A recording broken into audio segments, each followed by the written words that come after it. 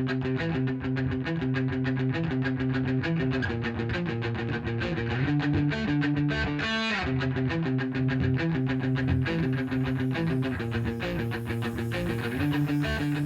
you know, it's funny, Natalie would go to church here sometimes. No, wait, is that Catholic? Yeah.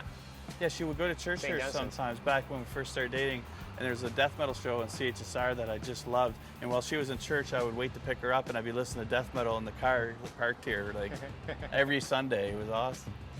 Yeah.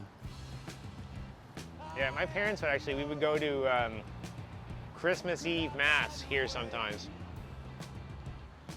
Just to get out of Ormuckdale, I guess, I don't know. So did you go to shows here too? No, I never went to a show at Monsignor Boyd, but it was part of the lineage. When I started to get into underground music, it was one of those venues. Peter Rowan put on shows here, and like SNFU played here in the early days. He has a famous story of a famous tour, which I would have friggin' loved to have seen.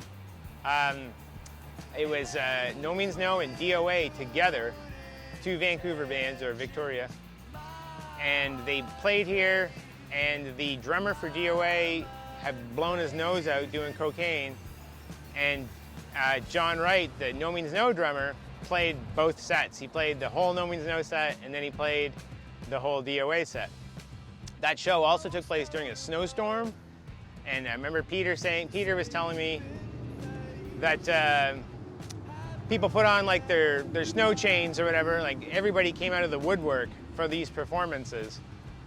And like the same as always, like I think things got sour somehow, like a toilet got clogged or whatever, and so the venue became no more for a while.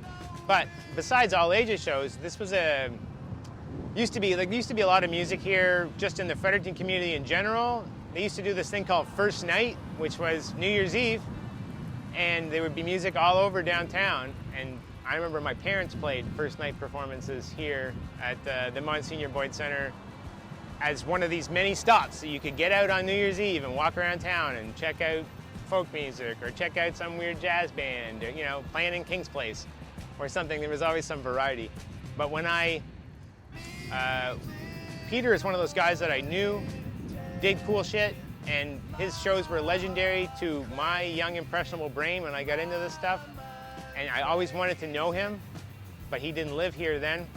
And then when he moved back to Fredericton a few years ago, I actually just called him up one day and it's like, we should be friends. Let's go have a coffee. And he's like, I've heard stories about you. And I'm like, I've heard stories about you.